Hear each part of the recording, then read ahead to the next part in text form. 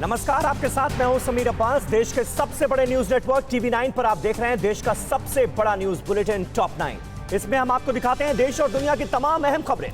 Top 9 में सबसे पहले बात अमेरिका में मचे बवाल की कि आज ट्रंप को राष्ट्रपति पद से हटा दिया जाएगा।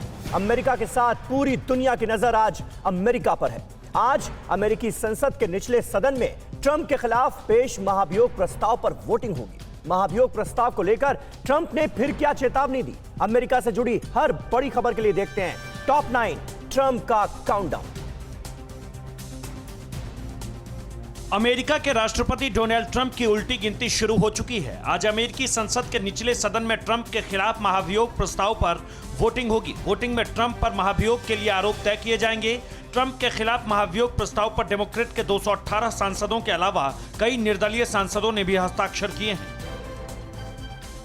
अमेरिकी राष्ट्रपति डोनाल्ड ट्रंप ने चेताते हुए कहा कि मुझ पर महाभियोग चलाना खतरनाक कदम होगा, इससे लोगों में गुस्सा और फूटेगा। हालांकि ट्रंप ने यह भी कहा कि वो किसी भी तरह की हिंसा नहीं चाहते और ना ही उसका समर्थन करते हैं। 6 जनवरी को कैपिटल हिल्स में हुई हिंसा के बाद पहली बार ट्रंप ने सार्वजनिक तौर पर कोई बयान दिया है।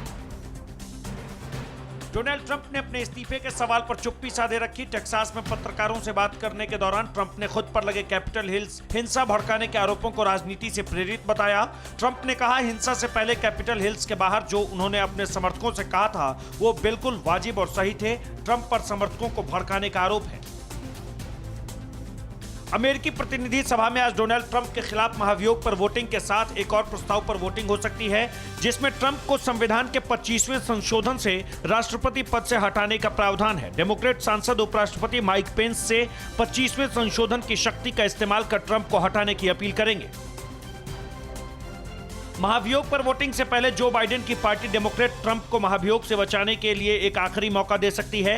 अगर ट्रंप इस्तीफा दे देते हैं तो महाभियोग का प्रस्ताव वापस लिया जा सकता है। हालांकि ट्रंप इस्तीफा नहीं देने पर अड़े हैं। ऐसे हालात में महाभियोग के साथ 25वें संशोधन पर भी वोटिंग होगी।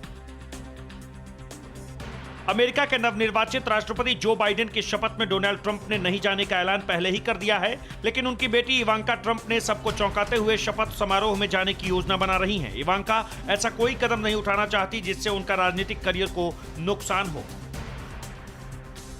ट्रंप समर्थकों की ओर से 6 जनवरी से भी बड़े विद्रोह और हिंसा की धमकी के बाद अमेरिकी सीक्रेट सर्विस और सुरक्षा एजेंसियां जो बाइडेन को अपने सुरक्षा के घेरे में अभी से ले लिया है। बाइडेन 20 जनवरी को राष्ट्रपति पद की शपथ लेंगे, लेकिन उनकी सुरक्षा को लेकर एजेंसियां अलर्ट है और उन्हें अपने सुरक्षा प्रोटोकॉल में ले लिया है। 6 जनवरी को कैपिटल हिल्स में हुई हिंसा के बाद ट्रंप की मुश्किलें लगातार बढ़ रही है। पहले ट्विटर ने उनका निजी अकाउंट हमेशा के लिए बंद कर दिया। अब अमेरिका के सिग्नेचर बैंक ने भी ट्रंप का पर्सनल अकाउंट बंद करना शुरू कर दिया है। जर्मनी के डॉइचे बैंक ने भी ट्रंप के साथ करार को खत्म कर दिया है। ट्रंप पर अपने समर्थकों को भड़काने के आरोपों के बाद ट्विटर के साथ कई सोशल मीडिया कंपनियां डोनाल्ड ट्रंप को बैन करने का ऐलान कर रही है। अब फेसबुक ट्रंप के निजी अकाउंट को अस्थायी रूप से बैन करने पर विचार कर रहा है। फेसबुक ट्रंप के अकाउंट को पहले ही सस्पेंड कर चुका है। फेसबुक ने यह नहीं साफ किया कि ट्रंप का अकाउंट कब तक सस्पेंड रहेगा।